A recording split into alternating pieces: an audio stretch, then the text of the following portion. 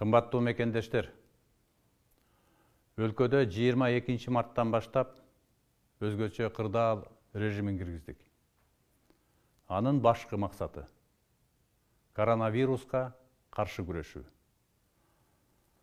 Бирок өзгөчө кырдаал кирген биринчи күндөгү көрүнүштү байкап жатасыңар. Тилекке каршы өкмөттүн канчалык көргөн аракеттерине карабастан, бүгүн биздеги көрүнүш абдан өкүнүчтүү. Эпидемия ар бирибиздин аң сезимибизге толугу менен жетпей жатат. Кыймыл аракетибиз азайган жок. Коронавирус миңдеген адамдардын өмүрүн алды. Жоопкерчиликсиз жарандар аны көрүп турсаңар да, өзүңөрдүн кенебестигиңер менен башкаларга коркунуч алып келип жатасыңар. Муну түшүнгүлө. Өзүңүз да балким вируска чалдыккан адам болуп калышыңыз толук ыктымал. Бир адамдын иммунитети жогору, бир адамдын иммунитети начар. Бул вирус адамга жуккандан баштап 14 күндөн кийин гана билинет экен. Ага чейин вирусту сизге ким жуктурганын, сиз канча адамга жуктурганыңызды билбейсиз. Вирус алыс жакта эмес, вирус ар бирибиздин жаныбызда. Күн жылып тышка чыккыңыз келип турат, бирок ушул өзгөчө кырдаалда үйдө болуу негизги шарт. Тартипти сактабаган Италия эмне болду? Бир күндө 700-800дөн адам өлөт деген эмне деген шумдук.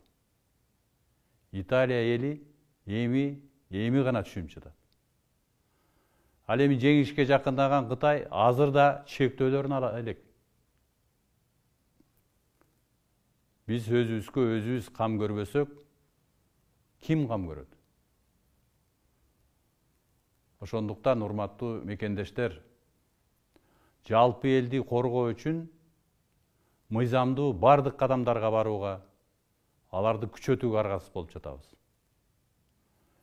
Ички иштер органдарынын, анын ичинде патрулдук милициянын, жергиликтүү өз алдынча башкаруу органдарынын тартипти орнотуу үчүн иш чаралары күчөтүлөт. А кенебестер болсо сөзсүз жазасын алат. Каникул, карантин бул сейилдеп жүрүү эмес. Аны биз жарандарыбызга өмүрдү сактап калуунун чарасы катары кабыл алдык.